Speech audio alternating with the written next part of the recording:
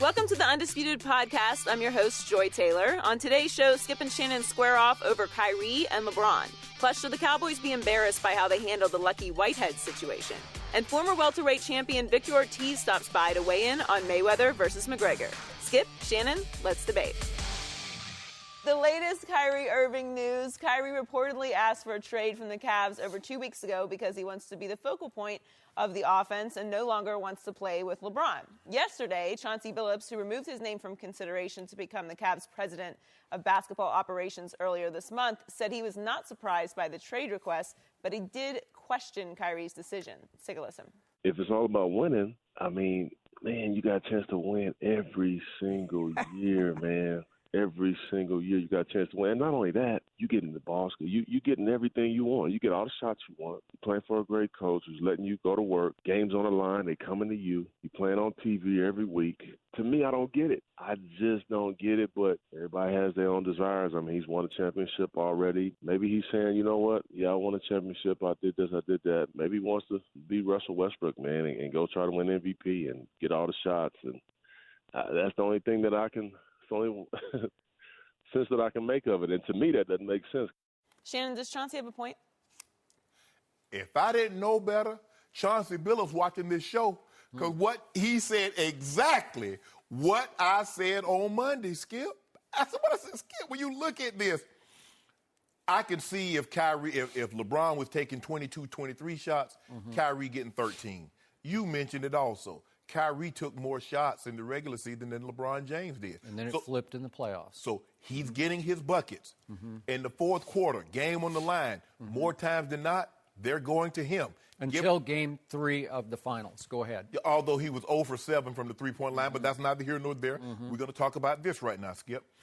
LeBron, what we know about LeBron is the most unselfish superstar that maybe we've ever seen. That's not a true point guard. Obviously, you know, Magic Johnson and John Stockton, they were a point guard. That was their job, was to distribute the basketball. But LeBron James is so unselfish. Sometimes he makes a pass. The guy misses a shot. LeBron, you're 6'9", 260. Why don't you go to the basket? Yeah, why don't you? That's a good question. That is the question. You can let me talk, Skip? Well, you ask it. I didn't ask you. Huh? I'm asking hypothetically. So hypothetical questions cannot be answered across the table. I get it. Kyrie was 6th in shots attempts last year.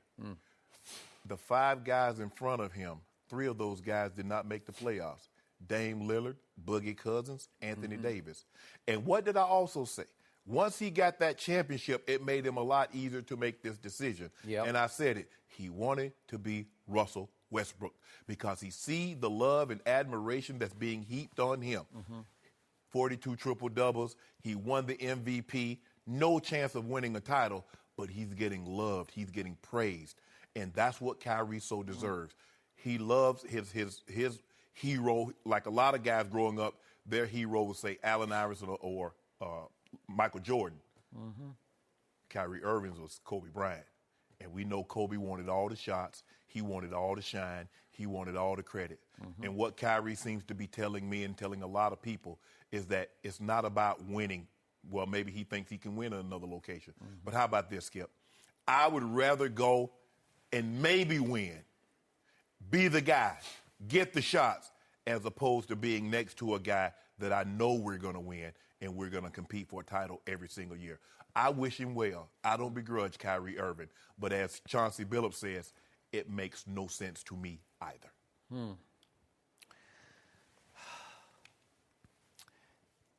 I know Chauncey a little bit from working at ESPN. I respect the heck out of Chauncey Billups. But in this case, he just doesn't get it. In this case, and I'm going to throw you into this also, you don't get it. Chauncey is completely off point because he's so way off base, and he comes across as naive, and I thought he did his homework through Ty Lue, a close friend of his, about what was really going on in the locker room behind the scenes with the Cleveland Cavaliers. Because, frankly, Chauncey's argument against Kyrie just comes off as flat-out weak to me. And I remind you, Chauncey did win an NBA championship back in 2004 against Kobe's Lakers on a team without a superstar. They were basically 5 pretty equal, very valuable cogs in that offense. And the truth was, the superstar personality and presence on that team was the head coach, Larry Brown. So you had Chauncey and Rip and Tayshaun, Rasheed, Ben Wallace. And they're all kind of equal, although Chauncey was clearly the leader of that team, and he was known as Mr. Big Shot. And he did win the MVP of what was only a 5-game NBA Finals by averaging 21 points and 5 assists. Not exactly LeBron or Kyrie type splashy numbers. Kind of like Kawhi did when he won the MVP. Kind of, except Kawhi really played the other end and made it life so hard for LeBron James, who got blown off the floor by a record margin. You brought it up, I finished. By a record margin? How could a LeBron James team get blown off the floor by a record margin? The same way Shaq and Kobe got blown off. And you know what he said? LeBron said, "I got to go home. I got to go join Kyrie because I think I can get Kev to come with us to Cleveland," right? Whatever. Okay, yeah, that's what happened. And I can stay in the East where it's a cakewalk. Can you go ahead? So here's the point. That Detroit team won sort of by default because 2 huge superstar egos were clashing on the other side of the court, right? Kobe and Shaq were falling apart, literally falling completely apart. And they benefited, did the Detroit Pistons, from that. So now, how can you condemn a Kyrie Irving for wanting out? Not to go, Kyrie doesn't want to go to Golden State. He's willing to go to the Knicks. He put the Knicks on his list. Are they not the biggest disaster in basketball right now? Yeah, he'd be the face of the franchise. Okay, and way to get all go. the shots. Okay, he believes not that he wants to win MVP. He thinks he can go win a championship by himself. Well, you can scoff all you want, but how many days have I had to sit here and say, Unc's coming, right? Oh, As in Uncle Drew, as in best handle in basketball, as in probably the best clutch shooter in all of basketball. The closer for the Cleveland Cavaliers is one Kyrie Irving. So how can you condemn him for finally saying, after 3 years with LeBron James, and I'm going to remind you again, he did not choose to team up with LeBron. LeBron chose to team up with him. Beautiful, right on schedule. After Kyrie says, okay, Dan Gilbert, okay, I'll do it. I'll sign your dotted line. I will commit for the next 5 years because I'm going to be the man, right? And you're going to be the man. 11 days later, the man came back. Right. And again, you can be next to the man. Yeah, you can be next to the man. And again, they teamed up just fine, but it's a cakewalk. It's East. They got to the finals last year going 23-23 over their last 46 games. You can't do that in the Western Conference. I can just tell you, you're going to be dead in that water if you go 23-23 in your last 46 in the West. Well, can't get away with it. Well, you made it seem like they went 15-37 in their first games. I mean, did that happen, Skip? I mean, you just can't right the ship that way in the West. They'll just LeBron. devour you. You can when you LeBron. Well, I hope LeBron. I just hope after next year. I just hope he goes and gets a little taste of the West. I want to see LeBron in the West. We might take our talent. Go to the Lakers. Go to the Clippers. Go to San Antonio and get a taste of it because it ain't easy. It's a war of attrition, and you get beat up in the West, and you sort of stumble all the way into the finals. How you think we got those finals? We beat the best the West had to offer. Yeah. We beat a 73-9 team. We beat a team with a three-headed monster in James Harden, Kevin Durant, Russell Westbrook, and we beat a team with 4 Hall of Famers, the San Antonio Spurs. So what you mean we don't know what it's like? But I tell you this, let me ask you this. Tell me the last time a 6'2" point guard led a team to a title. Isaiah did. It can be done. Hey, this is one of those guys I put in that category. I put it up in this category of Tom Brady's up in there, and I could throw in a couple of other names. But Kyrie is one of those guys you don't bet against. You do realize that Joe Dumars was a Finals MVP also.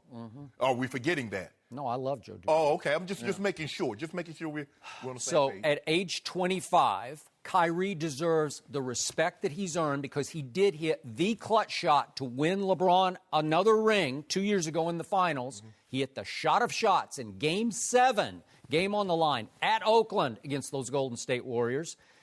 And he deserves at 25 after putting up with all things LeBron. Putting up. Stop it, Skip. Hey, well, then you don't get it either. It's everything that I've been telling you for a year on this show. It's everything I was saying for how many years has LeBron been in the league? Since, what was it, 05, 3, whatever it was. Since he's been in the league, I've been saying all these things about LeBron, and trust me, Kyrie finally said, I'm sick and tired of this. I just can't put up with it. I've deferred to him enough. I've been little brother long enough. I've taken his stuff long enough because LeBron is prone to chewing out Kyrie publicly. No, he didn't. Yeah, he did. Well, we saw it 2 years ago in the playoffs. We saw it occasionally this year with little glances, little asides, because he didn't think Kyrie didn't played enough defense. Tom Brady does it all the time. He does not do it all the time. Oh, he doesn't? All he is the greatest quarterback ever. Now you make it. No, Skip. Hold on. You make it seem like LeBron James is the 15th man on the bench that's calling out Kyrie Irving. You can't make excuses when Tom Brady doing it. He's a leader, but LeBron James doing it, oh, he's showing up his teammate. Come on now, So Skip. who is the center of the Cavaliers universe? It's unquestionably LeBron James. He is treated as the center of the universe. He gets Randy Mims on the team plane everywhere they go, and Randy has this high school buddy of his gets a job in the organization. Kyrie did not love that. You could read that on ESPN.com. I'm not reporting that. Oh, Skip. Okay? Well, ask Dan Gilbert. Can he get one of his boys on the team? He just doesn't play that way. Yes, he does, because why is he upset then? Kyrie gets sick and tired of all of the unnecessary LeBron drama. And we talk about it almost every day during the regular season. There's a new LeBron drama that doesn't have to be, because he either passively, aggressively posts something cryptically on social media that makes everybody say, huh? Well, what does that mean? Well, what is he saying exactly? It's distracting to the team. It's a domineering sort of leadership in a weird and unpredictable way, because even when LeBron speaks to the media after the game, he's always got something else to say. And trust me, it really rubbed Kyrie the wrong way when he said back on, what was it, January 23rd, and we talked about it at the Super Bowl, that we, the Cavaliers, said LeBron James, are top-heavy as bleep. And Kyrie was like, top-heavy? What?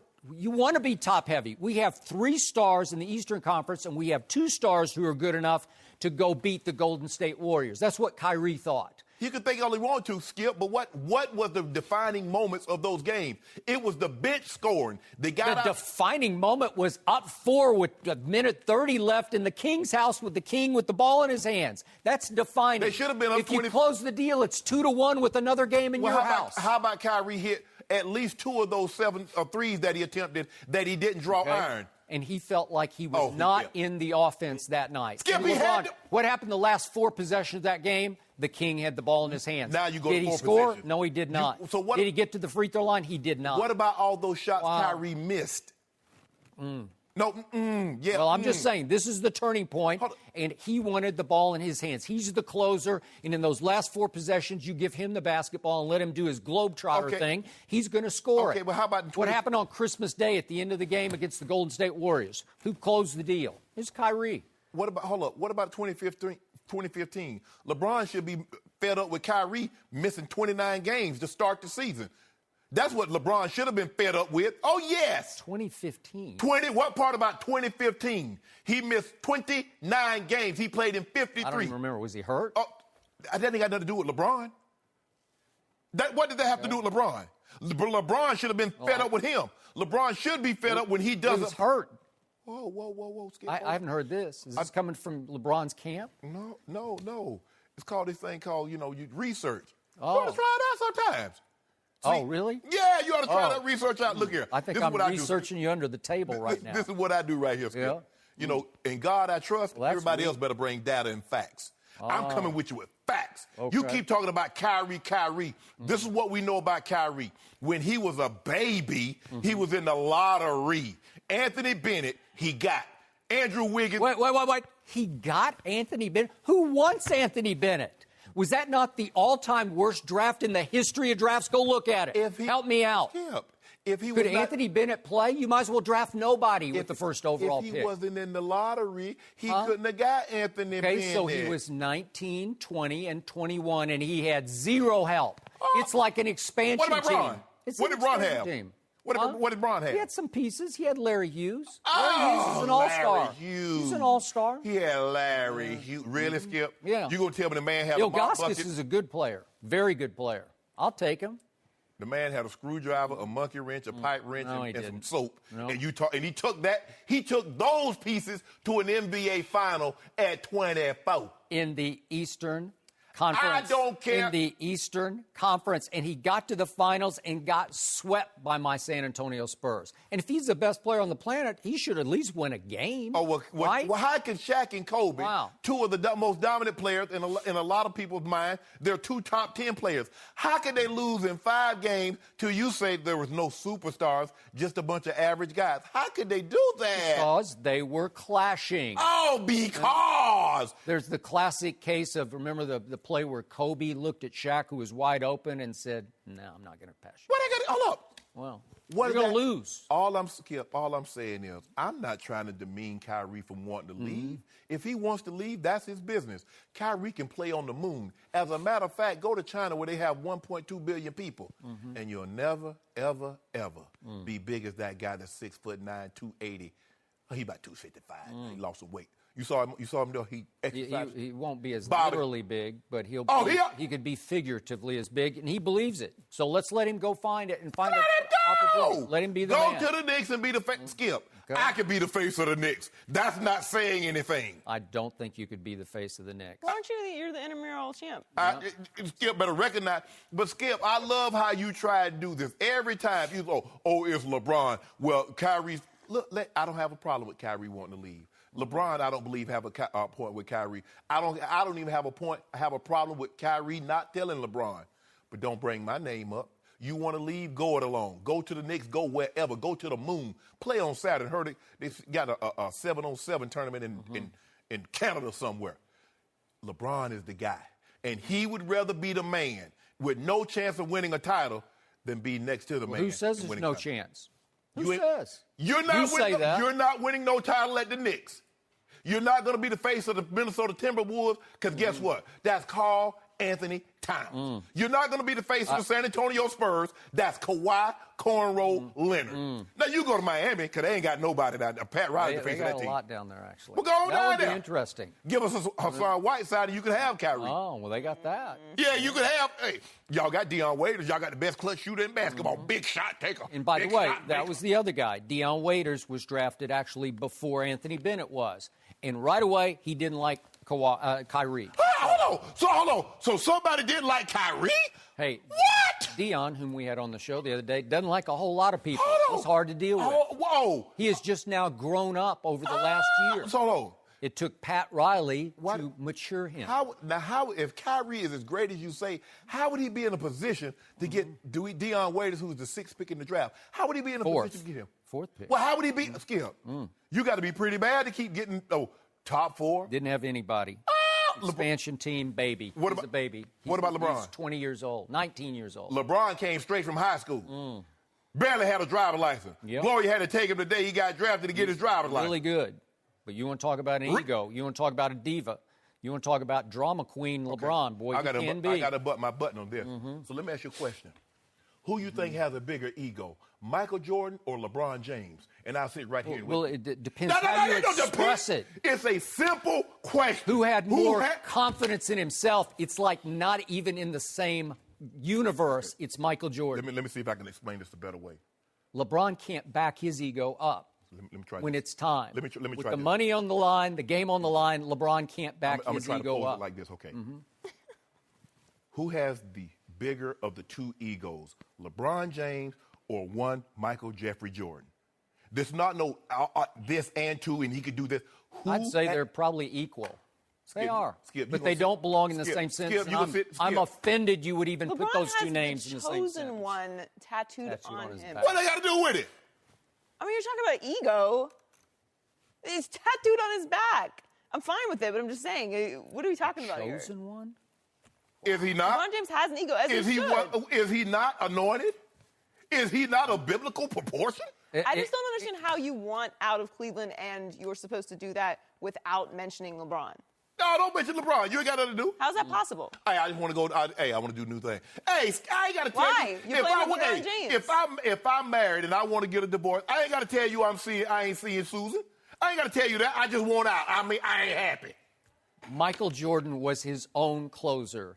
LeBron needed a closer. What about Paxson? What part did Paxson and Kerr play in those last second shots? No mercy.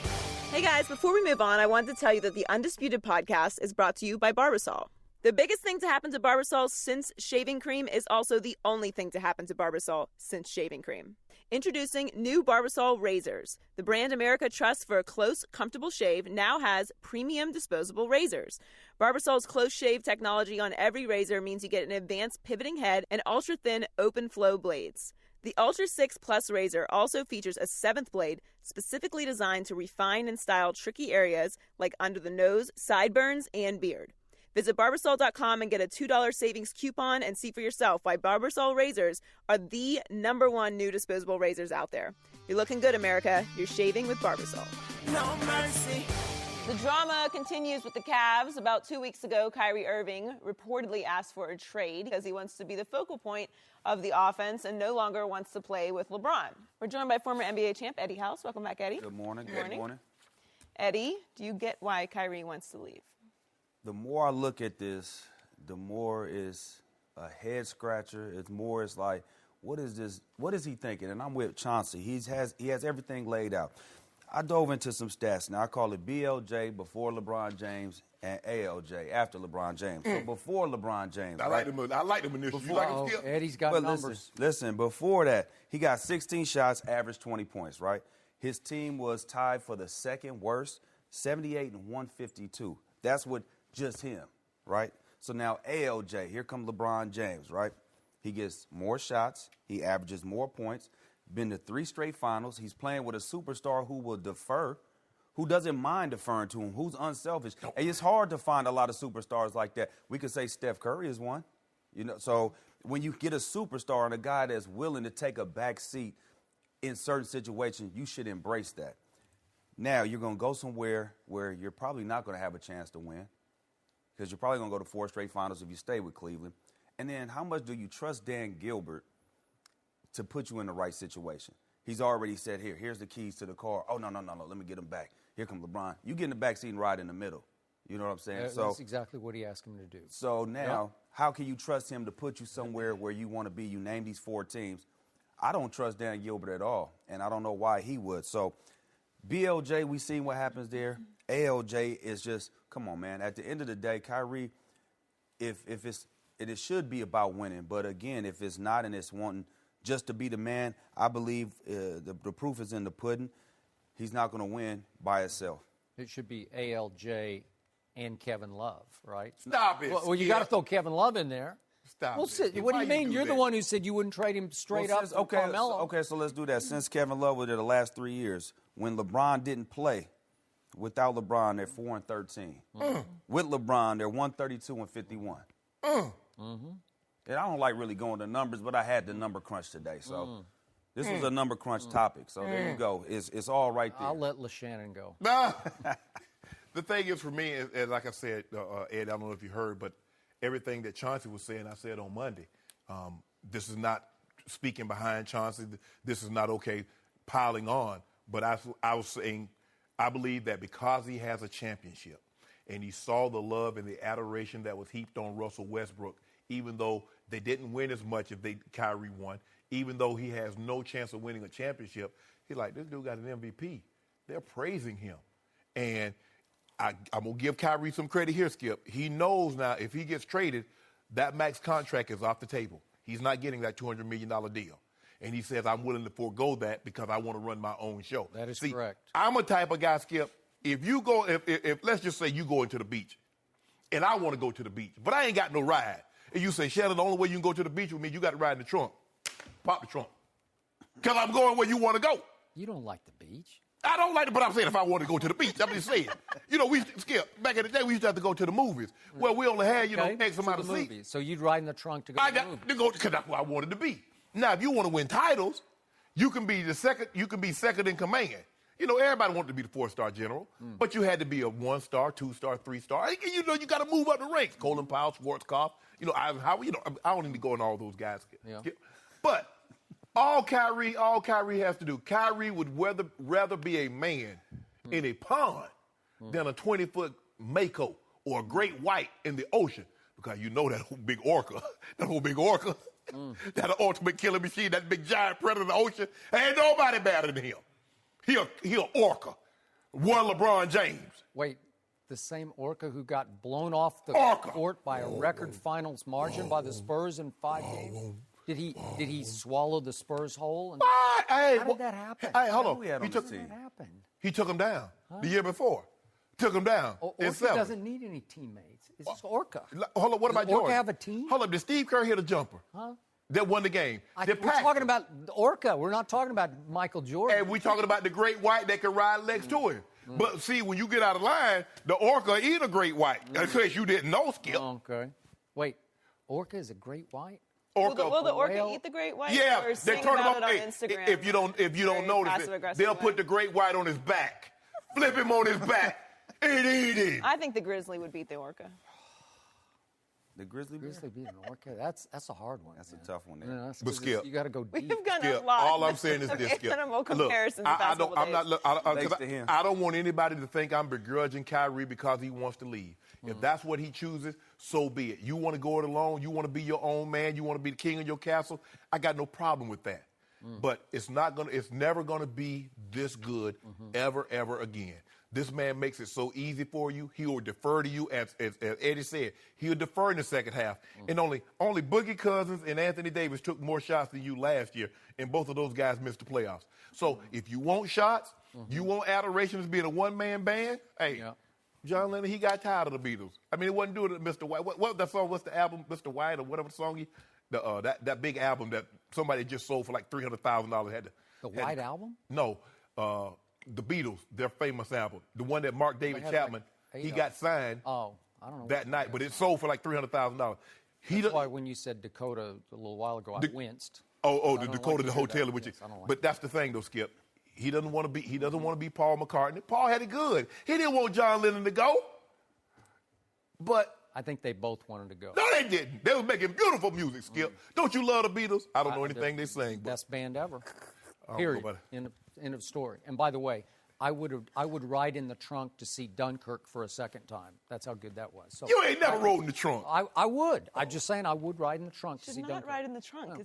What happens if you get in an accident? It's very dangerous. Well, all right, we cross that bridge when we get there. My man Eddie House said he's scratching his head. Obviously, Chauncey is scratching his.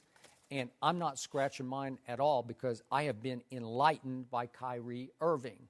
It's very simple. He was never happy playing with LeBron James, on the court or off the court. Just didn't like it, had to defer to him from the start, had to sacrifice, had to make it work. I get it that they had about even number of shots, but what happened down the stretch of Game 3, it still sticks in Kyrie's craw that LeBron took over a game that a deal they should have closed. They're up 4 points with a minute and a half left. In the last 4 possessions of the game, Kyrie did get one, but LeBron took 3 turns with the basketball.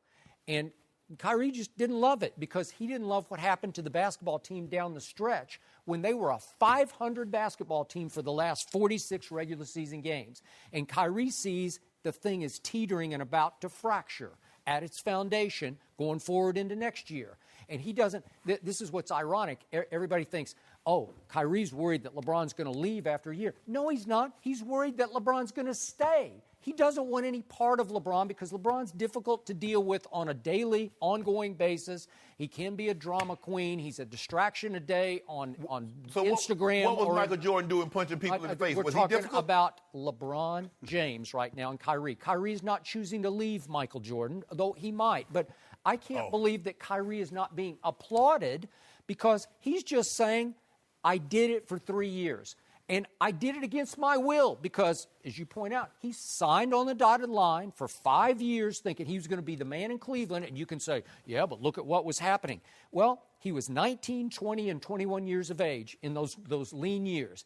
And with those draft picks that they got, they took Deion Waiters, who immediately clashed with Kyrie because he wanted to be the man, so that didn't help at all because they were do not invite him. And then in the all-time worst NBA draft, and certainly you could argue one of the worst all-time draft picks, Anthony Bennett, that's not going to help what's basically an expansion team. So I don't want to hear it, because if you bring LeBron and Kevin Love with Kyrie and he's starting to become a man, you're going to have something in the Eastern Conference. That's on the front office, though. Okay. That's on the front office. All right, that's also, fine. you like to nitpick on Kyrie and on LeBron and what he did in the last 3 minutes. What about Kyrie and his bad transition defense? Not pointing out, not stopping the basketball. Okay, what about when Steph went to work on LeBron? Kyrie's walking all the way out to half court to guard Draymond at half court instead of shrinking the floor, being at the elbow, so there is no left-hand drive. What about the 0 for 7 on threes? I mean, if you in game three in that same game. That was LeBron's game. How you out of offense? You took 7 threes. Okay, well, he didn't have any rhythm at the end of the game because the last 4 possessions. He had no The rhythm at the beginning of the game, he was 0 for 7. So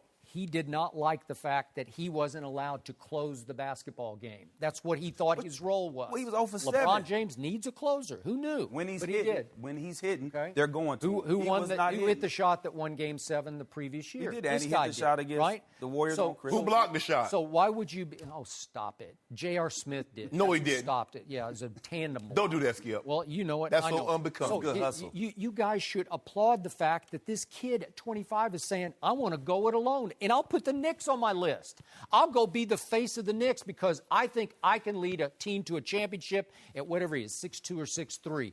And this is a guy I don't bet against. So why begrudge him wanting the opportunity? Nobody's begrudging him. Yeah, Skip. you are. No, why? But Chauncey, is he saying, why would you leave this situation? said He doesn't like it. The great Pat Riley said this one time. The grass ain't always greener on the other side. It's not always greener. You think it's gonna get better? You're running to death at practice. You think it's gonna get any better at this other team? I thought it would. I went to the Clippers and found out we didn't have no food before practice. We had no food after practice. We practicing at a junior college. We putting clean clothes on the funky food. We couldn't even take a shower. Yeah. How about that? The grass ain't greener on the other side. Yeah, Skip.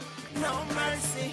Lucky Whitehead was the latest Cowboy to get in legal trouble this offseason. However, he apparently might not have done anything wrong at all. Dallas released Whitehead on Monday after learning of his alleged arrest in Virginia, despite Lucky pleading his innocence. Yesterday, the Prince William County Police Department revealed that they had in fact nabbed the wrong guy, and this was all just a case of mistaken identity. Whitehead was not happy with his release and said the Cowboys pretty much called him a liar. Jason Garrett and Jared Jones spoke about the incident yesterday. Let's take a listen. I've never talked to a player that I didn't have empathy. Now, you're talking to somebody here that if y'all have done one thing in my time and to criticize me is how I will back up a player to a fault.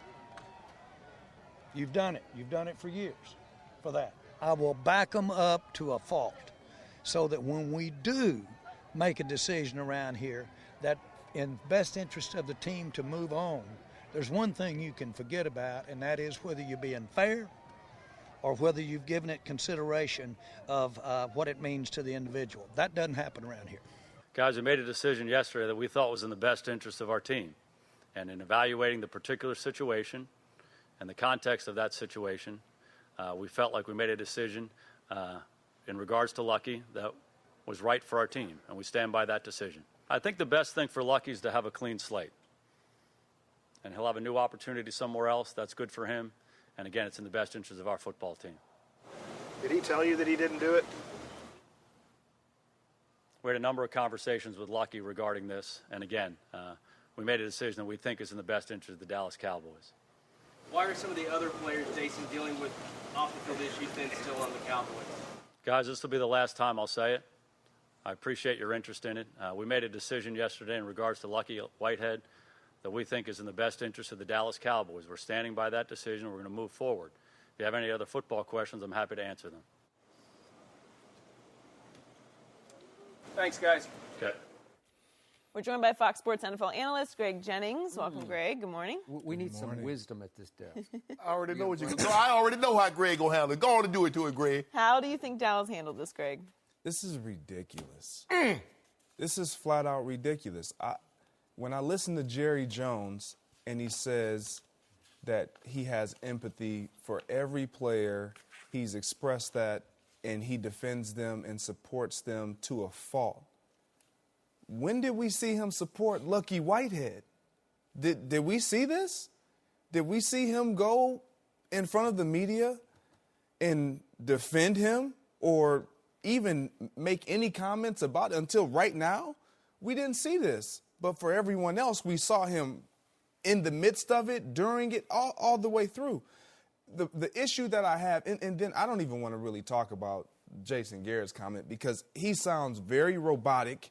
He sounds like a puppet that like we know he is. Mm-hmm. And it's almost as if when they started asking him about other players, that's not in my territory to speak on. Like I said, we made the best decision for our team concerning Lucky Whitehead. The main issue I have with this, and I mean I have a deep issue with this, Skip. When there's a decision that's made and you are wrong, why is it so hard to just come out and apologize and say, you know what, we were flat out wrong? I'm not saying that Lucky Whitehead hadn't done things prior to this, which he has. We know of them.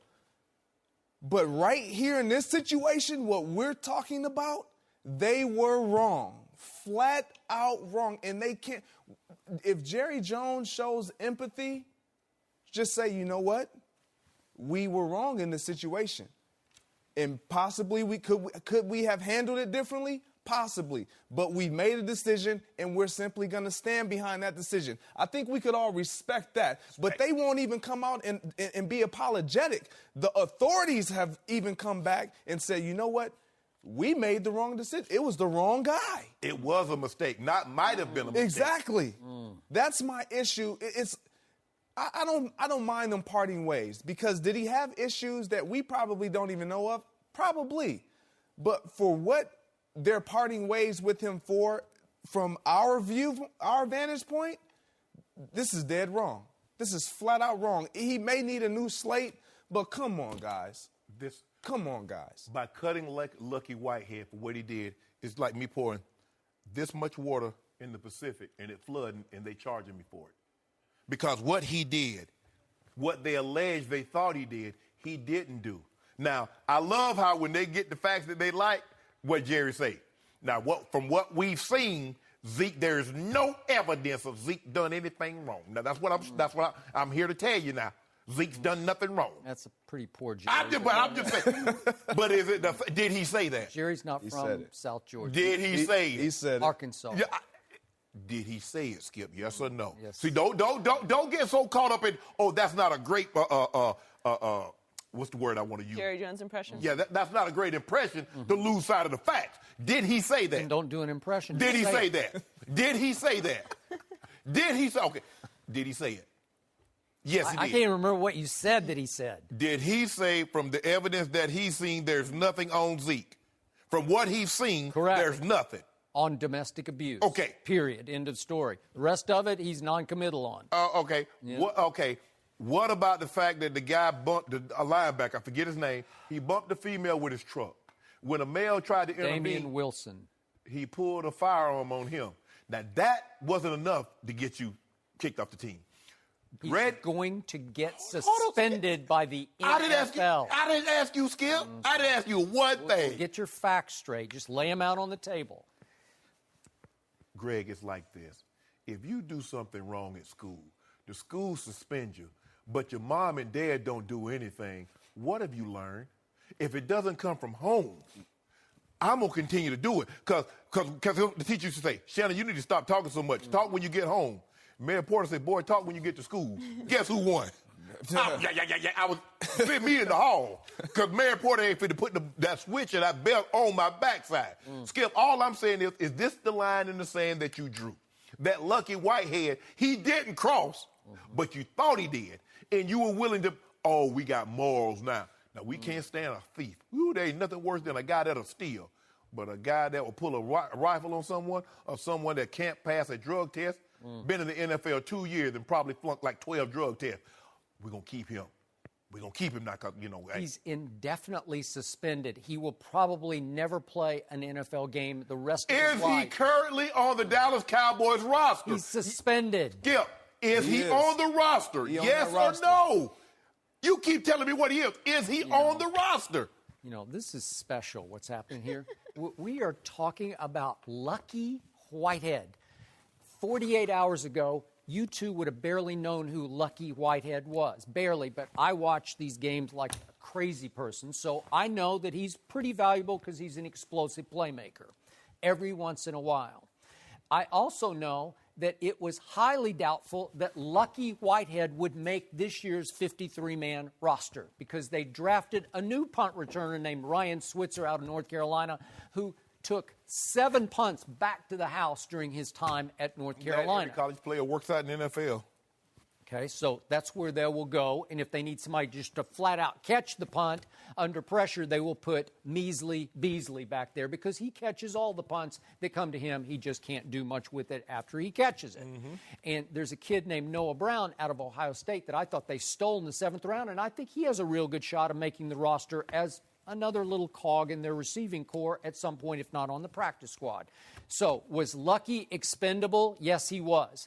But what is special about what's happening here is that day after day after day, I have to listen to you across the table from me, and occasionally a little bit of you chiming in as his chorus, saying that Jerry Jones loves his players to a fault. He's a player's owner to a fault. He lets them get away with near murder, and he covers for them and tries to cover things up for them, and maybe he slips some tickets here and $1 or $2 there just to make these things go away. So for the first time in Jerry's however many, he's going into the Hall of Fame coming up, what is it, a week from this weekend? Yes. Yeah. And in all these years, he's been nothing but criticized. Nothing. I think he's the most criticized figure in all of sports. Trust me on this, because he is so front and center, and all the abuse that America's team takes, it's directed usually at that rube from Arkansas, that guy Jerry Jones, the hick from the Arkansas Sticks, right? And you're doing his accent, and it's fine. I'm not blaming you for that because everybody does it. But the point is, Jerry, he got hot at the media, and he dished it right back out. And he's basically saying, okay, so day after day you call me too soft. Now you're calling me cutthroat. We finally took a stand. Was it sending a message? Was it a little unfair? Was it a little knee-jerk? Did they do all the homework they should have done? No. Did they look a little foolish? I'll give you that. But I love the fact that they actually drew a line in the Southern California training camp sand and said, we're not going to take this anymore. It was one little thing after another. Just last week, it was his pit bull had been kidnapped. I don't know what happened, but USA Today reported that the police were considering pursuing action against Lucky Whitehead for filing a false police report on the kidnapped pit bull. If somebody stole Hazel, what would you do? Nobody's going to steal it. I don't think. God help me. But what would you do, Skip? Okay, but I don't know what happened. I don't think the Cowboys are sure what exactly happened. It was just another incident. There was the traffic accident that he did not tell them about, and then he was late last year for a walkthrough, and they kept him at home. But they didn't cut him then. Because he was a contributor, and clearly he is expendable. And they needed to send a message because both of you have been killing them on this show for the trouble that every player gets. But you're sending a message for a guy that didn't do anything. And if anything were to happen beyond this to any other player, what should we expect from them now? If Zeke zero tolerance. If Zeke allegedly gets accused of something, what happens? I've used this story so many times. Jimmy Johnson's legend was born in 1992 when, after the final regular season game that didn't even matter, they'd already secured their playoff spot, they blew a little bit of a lead. They were 27-0 up, and it was 27-14 against a bad Bears team coached by Mike Ditka. And Curvin Richards, the backup to Emmitt Smith, fumbled twice in the fourth quarter, and the next day, Jimmy flat out whacked him. He just cut him. And everybody said, how could you cut your backup running back going into the playoffs? Emmitt didn't get hurt. They boom, boom, boom. They won the Super Bowl. And Jimmy was a hero because he refocused the team. He drew a line because he cut Curvin Richards. Is that Jimmy sitting next to Jerry? No, but he's trying to be. No, he's not trying to be. Stop it, Skip. No, Jerry's trying to be. Okay, yeah, exactly. But you know what? Jason Garrett showed me a pulse this time. He showed me he had a little backbone. He's not invertebrate. The question was, did Dallas handle this situation correctly? And the answer is no. Yes, they did. They drew a line. They did something. You've been wanting them to do something. What did they cut him for, Skip? For all these incidents. They thought it was just another thing with Lucky Whitehead. And they made an example out of somebody who was not even going to make the roster. It's not like he had a completely clean resume and then this happened. So there were things that built up to it, and they didn't do the proper research. So they had to make a decision. You didn't get, so the police can arrest you. You didn't speed today, but you sped 2 years ago, so you can get a ticket for that. No. Oh, okay. That's what No. No mercy. Researchers at Boston University studied the brains of deceased former NFL players and found that 110 out of the 111 brains studied showed signs of CTE. The brains were donated by the families of former players who dealt with issues such as depression, memory loss, and some that committed suicide. One of the researchers said the study showed an overwhelming link between CTE and football. We're joined once again by Greg Jennings. Shannon, let me start with you. How do you feel about this? I mean, over the past couple of years, I've learned a lot about CTEs. And even as I learn more, I'm really surprised at how high this number actually is. We know more today than we did yesterday, 5 years ago, 10 years ago, and we'll know more tomorrow, 5 years from tomorrow, and 10 years, than we actually know today. And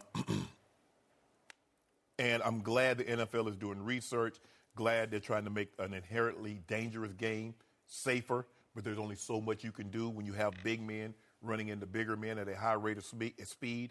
Ligaments tear, bones snap, and obviously when you brains are going to jar, which are going to lead to concussions.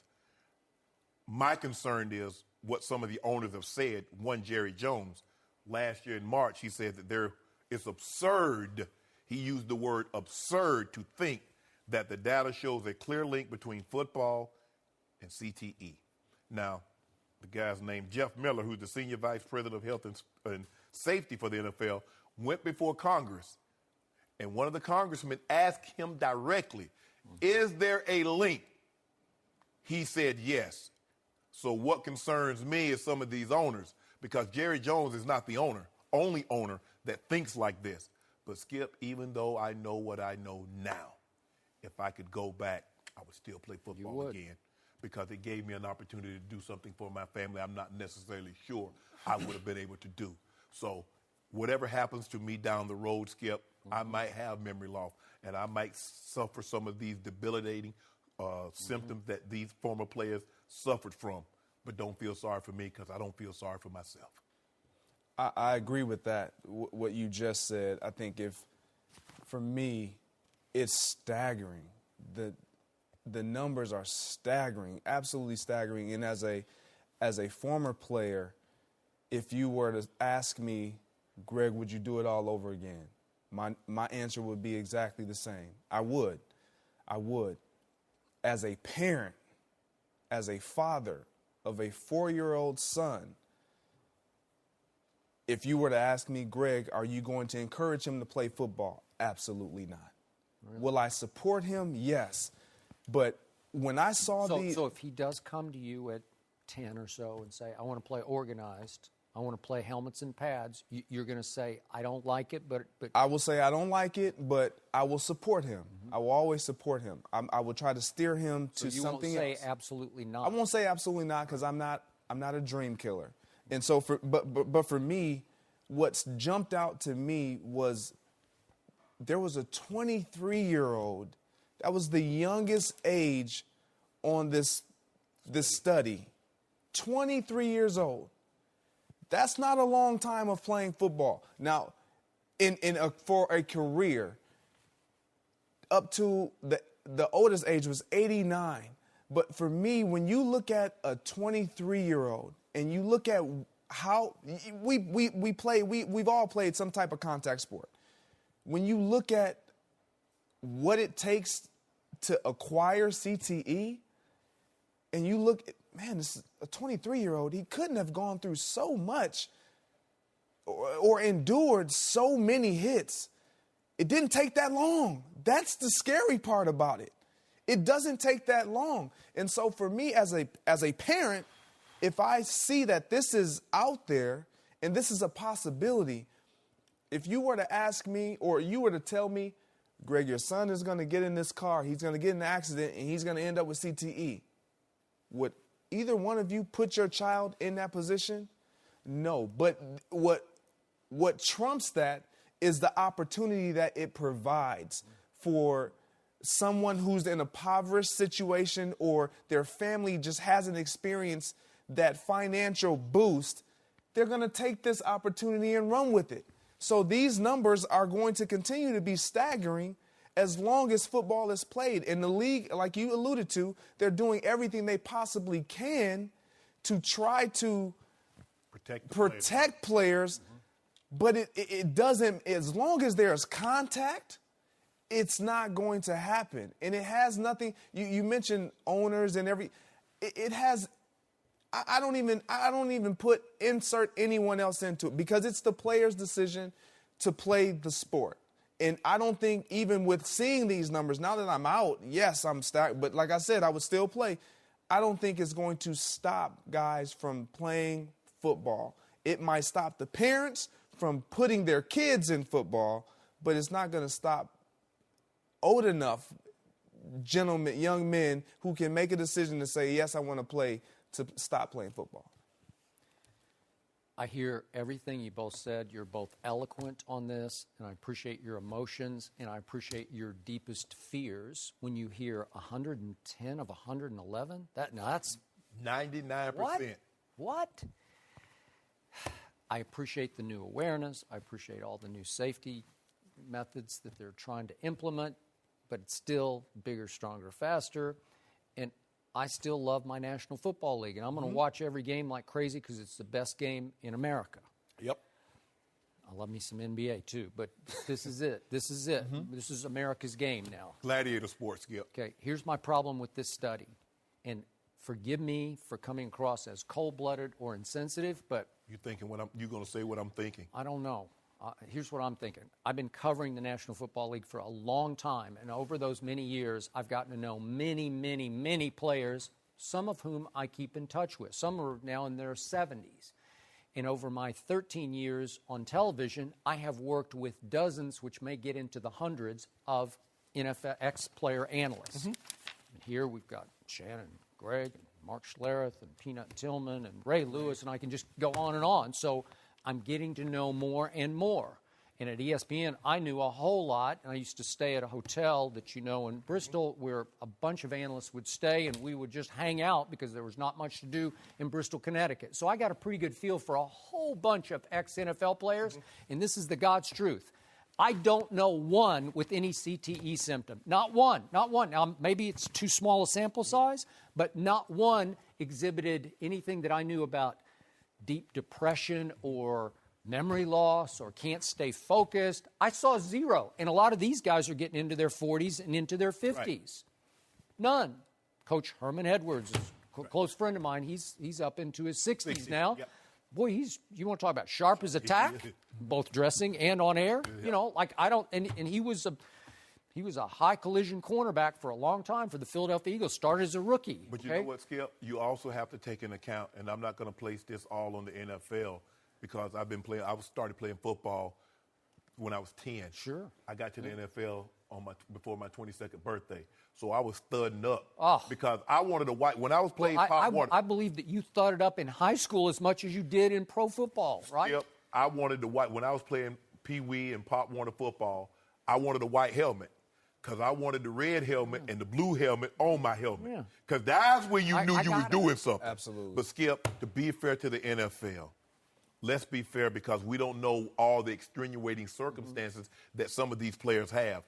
With their alcohol, with their drug abuse, where their divorces, where their financial situations. So I'm going to be totally fair because I'm not just going to say, well, this guy had CTE and he didn't have any other thing. No.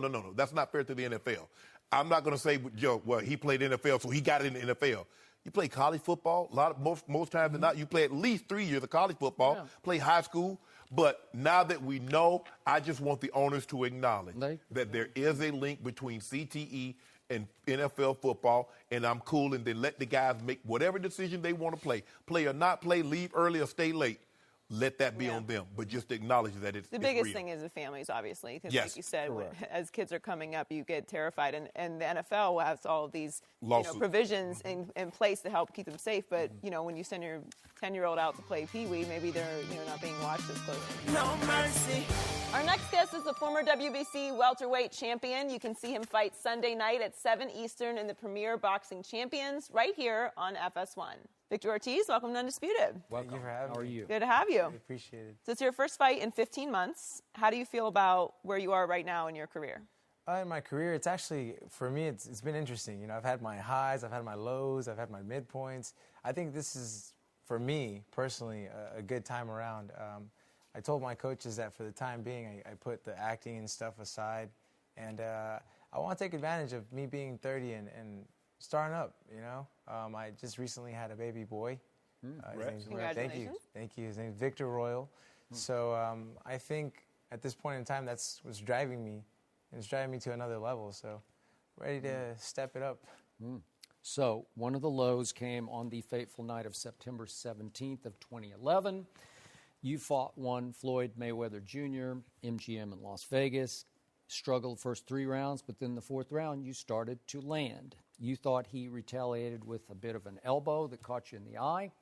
You retaliated to that with a headbutt, it looked pretty intentional. I think you were trying to headbutt him, right? Yeah, yes, sir. No, it was pretty evident. It was pretty evident. But you immediately apologized to Floyd, and you tried to hug Floyd. Then you regrouped middle of the ring, and you're looking at the referee with your hands at your side, and Floyd dropped you and knocked you out.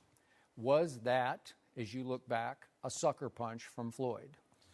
I have my opinion on that. A lot of people as well, and I'm free to open on my opinion on that. I believe it was not I don't call it a type of punch that's like, oh yeah, it was definitely it was a sucker punch. Well, for Thank me, you. Yes. Other than that, I think that we both made mistakes in the senses of Floyd he has a tendency he's quick, so he throws a hook, but he'll even if he misses a hook, he'll still land his elbow. So I'm left-handed, so I started closing my eye, my leading eye, which it was hurting me. I was telling my coaches, I was telling the ref, and then the coach tells me, headbutt him. I don't know how to headbutt. It was pretty obvious. I should just be like, yo, Floyd, I'm coming, bro. But hey, I did an ugly foul. I felt very bad for it, and I'll never do that again, But since I felt that bad, I felt like shameful. So I gave him a hug, kiss on the cheek. I'm sorry, Floyd, you're hurting me, dude. Stop with that, bro. Let's keep it clean, man. And then, ref, you ready? And then, boom, I get hit once, and I was like, I deserve that, I deserve that. Ref, boom, I go down. I'm like, oh, damn, are you serious? And then I'm like, get up. And then I see the ref counting, and I'm like, and my legs, I can see the tips of my toes, and I was like, get up, dude, come on. But my legs are not, my brain's not connecting with my legs, and I'm like, oh, man. And then done, and I was like, oh, damn it. But I felt, I paid for the consequences on a level that maybe could have been avoided. But so before the headbutt, did you start to feel good about your chances of winning the fight? There was a very important thing that I did. I probably shouldn't have done it. And my coach nowadays, his name's Coach Haas, he was there also. I said, they were pretty upset with me because they said I had my hands down in the 2nd round. I remember put my hands down. I took a right, boom. I go, okay. I took another one, boom. 2. Come on, champ. Boom. 3. Come on, champ. I know you got more than that. Boom. I took 4 straight rights. And I remember, this guy can't crack an egg, man. I'm like, I love it. Thank you. So I started coming forward. Crack an egg. I started coming forward, attacking, and that's where it made things uncomfortable. But at the same time, we got to give it to Floyd. He's done amazing. He can play defense. Yes, sir. Yeah. Yeah. He can duck. But is it the fact that you saw the punch coming? It's not the punches you see that get you out. Yeah. It's the ones you don't see. Yes, sir. So even though you were telling Floyd, come on, Floyd, give it to me, you knew the punches were coming. Oh, yeah. It was the one that got you knocked out when you were looking at the ref, you didn't see coming. Oh, yeah. Those are the ones that finished the fight yes, off. Sir. Oh, yeah. We can actually rewind to Berto and I. Right. We're doing amazing that night, and then I did not see that uppercut, man. I just remember, Yeah, boom, and I go, oh. in my head, I'm like, man, down. I looked at my corner and I'm like, damn, coach. Oh, I got up and then my legs, it's woozy, and then it hits me, boom, boom. I'm like, oh, dang. Oh, yeah, it was. So, Shannon, your response to can't crack an egg with those punches. But he alluded to, it's not the punches you see that gets you out of it. It's the sucker punches that you don't see. He said Birdo hit it with an uppercut that wasn't a sucker punch, fight, yeah. but he didn't see it, Skip. Yeah. Let me ask, okay. But Birdo might hit harder than Floyd. Yes. Okay. Connor's a southpaw like yourself, so obviously his right's going to be the lead. Skip think he's ambidextrous. You got dynamite, both hands. This is thunder, this is lightning. Let me ask you a question. How does I don't know if you've ever sparred against a guy that's in the mixed martial arts, but how do they catch a punch and how do they throw a punch? I think it's two different sports. I mean, Shannon, you're in the NFL. It's like it's like you going against a college student. Right. In this particular case, it's tennis champion versus ping pong champion. Right. In a tennis match. I just, exactly, in a tennis match. Oh, Skip, go ahead, talk to Skip. I don't even want to talk no more. Victor is a boxer, and he's going to defend his turf and his sport. I get that. No. I'll tell you one thing. I would never step in a cage. Right. No. Yeah, it's not my. I don't know what to do if they take me down. I don't know, triangle, rectangle, square. I don't know. It's not my thing. Okay, so this is all boxing rules. And even though Floyd volunteered in one of the media sessions to wear 4-ounce gloves, I guess that he's going to back off that and still insist on 10-ounce gloves. So you're wearing pillows on your hands, right? Oh, yeah, absolutely. I like 8s because they're small. They're punchers.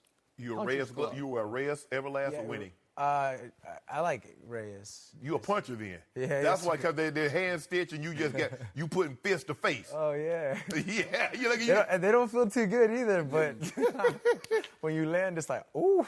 So you landed a couple times on Floyd especially in that 4th round. Yes, sir. What is his capability of taking a punch? Do you feel? Taking a punch, you have yet to see him actually take a punch because you've never seen him actually get beaten. I mean, he took mine pretty well, and I'm not a light puncher. So at this point in time, I think McGregor's going to have some trouble. Yep. What McGregor will throw at him is unconventionality. Floyd will never have seen this. Now, whether it'll work, this is a bad man he's up against. He's like great crazy, but he's going to throw all kinds of stances that you guys would never even dream of trying to throw at somebody in a ring. Different stances, different movements, different combinations. So he can punch, and he does box. What he does best in MMA, he can box. You have a point, but if you go back and you see him versus Diaz, he was getting stand-up game, he was getting rocked. And Diaz... Well, he was rocking, too. Yeah. I mean, they were trading. Yes, sir. No, they were, but ultimately the stand-up game for Diaz outdid McGregor, but in this the point first in time, fight, but he got him on the second, ground. Yeah. But in the second fight, Conor said, "I'm standing up. You're not going to get me on the ground." Yes, sir. And he just outboxed him. He outstruck. They call it striking, obviously. Yeah, striking. Yeah. But I just don't see where McGregor can actually establish a full boxing for 12 rounds, meaning no elbows, no clenching, over clenching, no toss-ups, no headlocks, or I don't know if you do headlocks, whatever.